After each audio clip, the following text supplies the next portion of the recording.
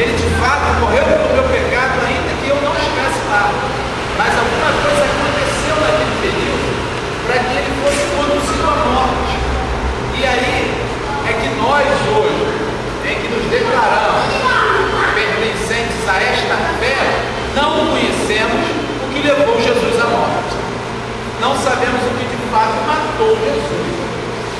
E aí, o que paira na nossa cabeça sobre a morte de Jesus é ele tomando uma coça, carregando a cruz do caminho afora, chegando ao monte chamado Gólgota, sendo crucificado e morto.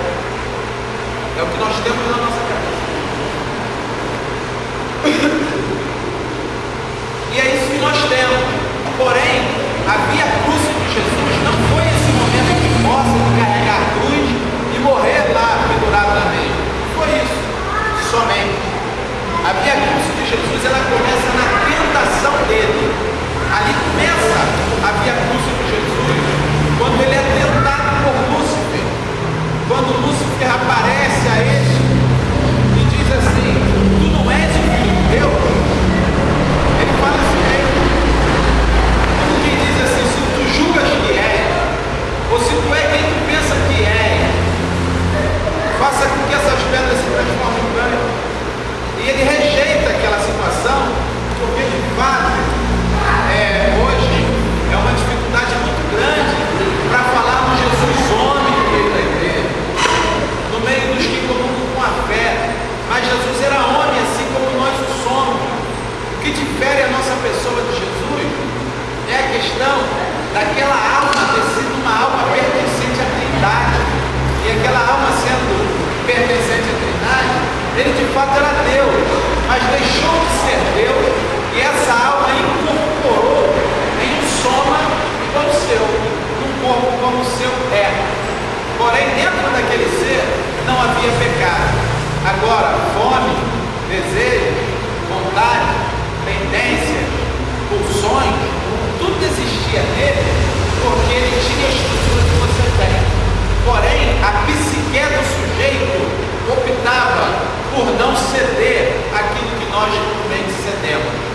A alma dele era uma alma extremamente preparada, porque ele estava completamente ligado a Deus. Agora, o fato é, ele estava com muita fome no momento em que Satanás se apresenta para perturbar ele, e aí diz: se tu és o Filho de Deus, faça com que essas pedras se transformem em pão. Ele queria que Jesus fizesse com que um lugar, um quadro onde não tem comida, pudesse ter comida, e ele usasse o poder dele simplesmente por uma coisa momentânea que pudesse socorrer ele em um momento específico e único de fome. E ali ele começa a perturbar: pedra em pão, ali não tem pão, mas tem pedra. Então comete uma antinaturalidade simples, faça com que essas pedras se transformem em pães, para que você possa resolver o seu problema hoje, agora e aqui. A sua necessidade, quem era dos céus, ou nascido de Maria, não interessa, nem quem tu serás, tu vai morrer, vai voltar, não interessa. O que interessa é que tu faça uma bobagem aqui agora para resolver o seu problema. E ele rejeita esse caminho que Lúcifer apresenta a ele, não somente no pedra em pão, porque se ele transforma aquela pedra em pão, ele come, deve digerir tudo. Mas tem muita gente que faz isso, transforma a pedra em pão, e depois digere tudo. Ele fica com aquele troço no estômago, rege.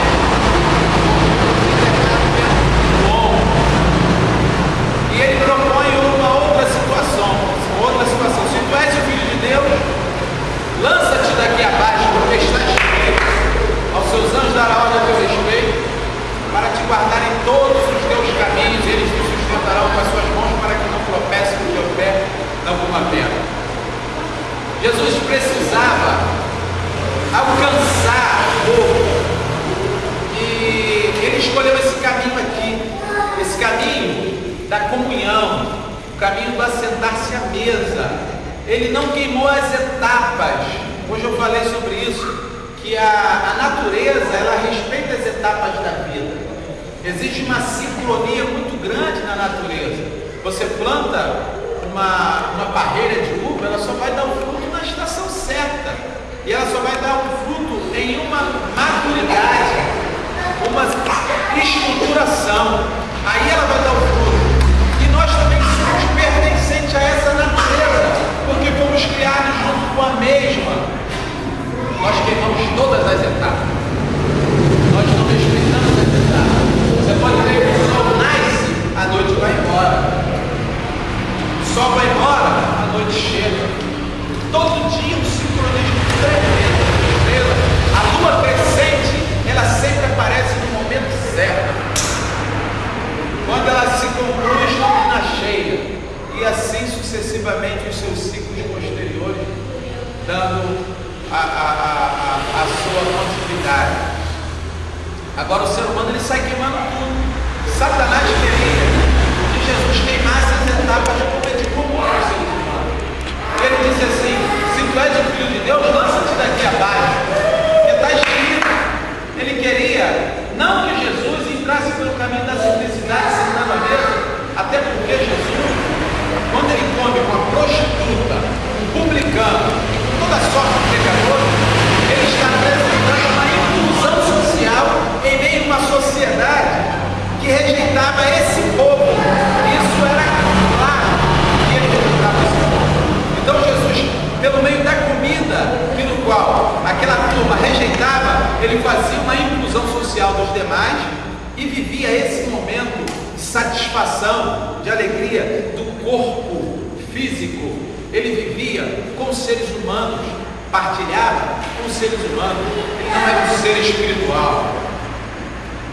Não, ele era humano.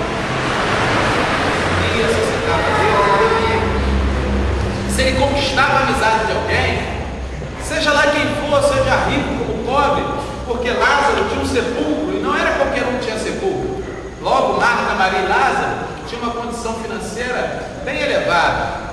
E eles moravam numa cidade muito boa, bem movimentada, chamada Betânia, cerca de uns 5 quilômetros no máximo de Jerusalém. E se Jesus conquistou a amizade de alguém, foi por essa via dos relacionamentos. Foi assim que ele conquistou a amizade de alguém. Se ele podia entrar na casa de um e de outro e sair, é porque ele era aquele cara que se assentava mesmo, que batia o papo, que visitava, que trocava uma ideia, que compreendia. E no momento de adversidade ia visitar as pessoas. Você pode ver que algumas pessoas diziam assim para ele: mestre, vem aqui em casa, e minha filha está extremamente moribunda. Na nossa cabeça parece um sujeito obcecado por uma cura, mas não era não, era pela presença de um amigo que poderia compartilhar com ele aquela dor. Não era pedido de vem aqui e cura. Alguns na cara de pau pediam vem aqui e cura, outros não. Ele era amigo de algumas pessoas e em chegando àquele lugar, ele compartilhava aquele sentimento que ele tinha e ele curava, ele estendia as mãos, ele ressuscitava até alguns dos mortos. Então, esse Jesus que viveu toda essa situação de relacionamento, porque se temos relacionamento com alguém, isso traz confiabilidade, porque isso é uma questão de subjetividade aberta, até mesmo dentro de uma questão antropológica, sociológica, que você precisa ver o sujeito. Esse é o primeiro contato, é ver. O segundo contato é falar com o sujeito, porque quando se fala, você percebe o espírito da pessoa que contigo conversa. Eu acabei de falar isso com a Renata agora. Só você falar com o fulano a primeira palavra, você identifica o espírito que ele está.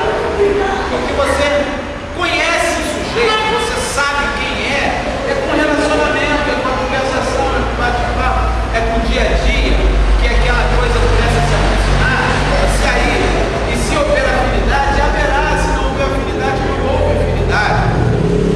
Então, o relacionamento promove o conhecimento de quem é quem, a afetividade, esse sentimento, essa coisa do que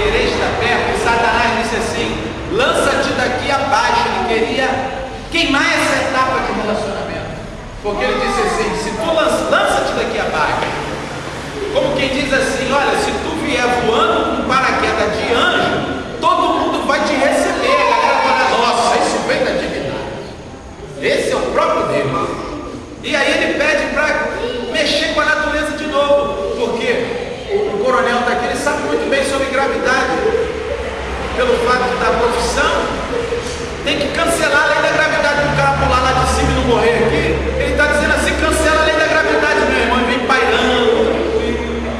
É o que Satanás propõe para Jesus: cancela a lei da gravidade, e é um distúrbio, né?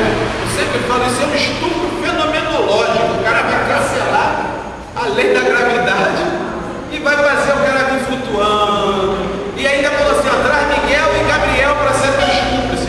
Qualquer humano que desse uma olhada naquilo ali ia precisar disso aqui para acreditar nele, ia precisar de relacionamento para gostar dele. Ia ver o cara chegando e falando: eu vi quando ele desceu do céu. De repente o cara vem do céu dele, eu não vi nada de dentro, mas o cara ia falar: eu vi quando ele desceu do céu. E rapaz, gastou mais ou menos para ele começar essa história. O mito ia surgir numa velocidade tamanha. Então Satanás queria que ele queimasse essas etapas com essa mágica, com essa alquimia maluca. E aquilo ali, meu irmão, você imagina você com poder para fazer isso. Pensa você visitando cancerosos no Inca com o poder de curar todo mundo. Que tentação para curar todo mundo. Você imagina Jesus com poder para fazer isso e o cara propor aquilo que ele pode fazer. Rapaz, que coisa. Que ele poderia fazer isso, mas ele não quis fazer isso. Satanás disse assim: cara, tu não conhece a psicologia humana, Jesus? Esse povo aí, ó, ele não vai gastar querendo dar lição, Jesus. Esse povo aí, ele não quer ser amado, não. Ele quer ser controlado, quer que tu bota um cabresto, uma régua, igual um cavalo, puxa. Ele não quer que você se assente à mesa, não. Faça isso. Isso é uma coisa de marketing, né? Ele é bom nisso pra caramba. E não teria nenhum busdó, outdoor, até avião que passa lá na praia, né, puxando aquela parada, que seria tão marketeriano quanto esse pensamento luciferiano. Porque, como quem diz, quem te resistiria depois de tal performance? Me voando. Já pensou que parada? Quem é que resistir? Ninguém. Todo mundo ia ficar assim. Até o sacerdote.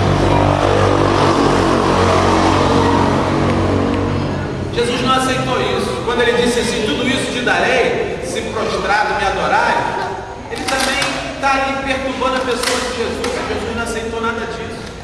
Quando Jesus começa o livro de Marcos, onde nós estamos tendo como base para a nossa conversa, o capítulo 1, versículo 15 de Marcos, olha a conversa de Jesus, de como ele chega. É um Jesus completamente diferente daquilo que é apresentado em meio às religiões, não somente religião evangélica. Desde a época do surgimento do catolicismo com Constantino, em 303, até a era protestante de 1517, com Martim Lutero, é um Jesus completamente dócil, amável, que abraça, que compreende, que faz tudo, não que ele não seja, mas o Marcos apresenta um Jesus que tem um tino bem firme, um Jesus que é conhecedor daquilo que está por vir, um Jesus que não quer que ninguém se perca por essas vias que estavam sendo apresentadas ao povo. E ele, logo de cara, o Marcos, quando vai contar a história daquilo que acontecera, que ele vivenciara, ou seja, que ele viu, ele abre o textual e o título do seu livro no 1,15, arrependei-vos e credes no Evangelho. Parece um João Batista. Ele já chega, ó, já chega martelando: arrependei-vos e credes no Evangelho. E ele começa, e ele está ensinando, ele cura, ele liberta, expulsa demônios, ele ressuscita dentre os mortos, e ele está caminhando, até que chega um determinado momento em que o Marcos o coloca no capítulo 8 do seu livro. Ele diz lá que ele